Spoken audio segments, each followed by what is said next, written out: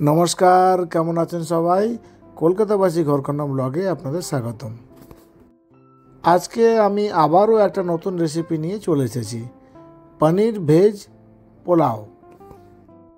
এটা খেতে খুবই টেস্টি এবং সুস্বাদু। আপনারা ঘরে এটা বানাতে পারেন।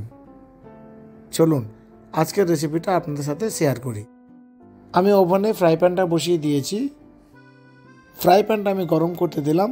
চলুন কী কী উপকরণ নিয়েছি আপনাদের দেখাই।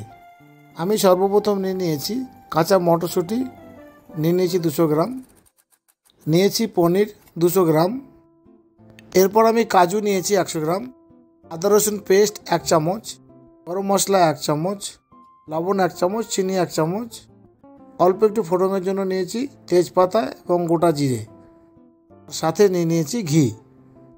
এরপর আমি 500 গ্রাম চাল নিয়ে নিয়েছি, এটা আমি আগে থেকেই ভিজিয়ে রেখেছিলাম।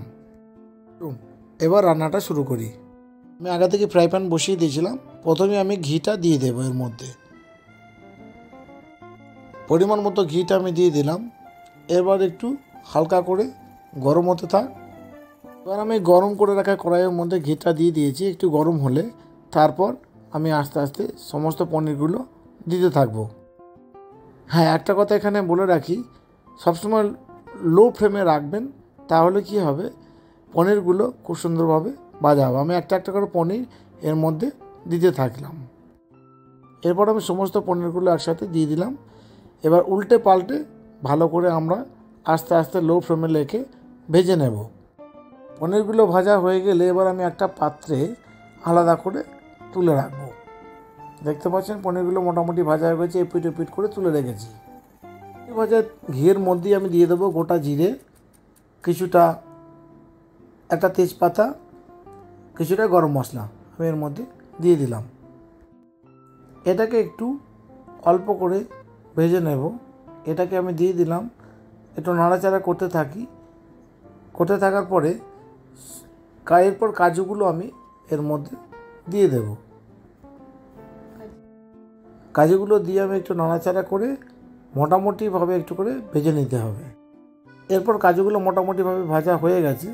এরপর আমি মটরশুঁটিগুলো দিয়ে দিলাম। এটাও আমি হালকা করে ভেজে নেব।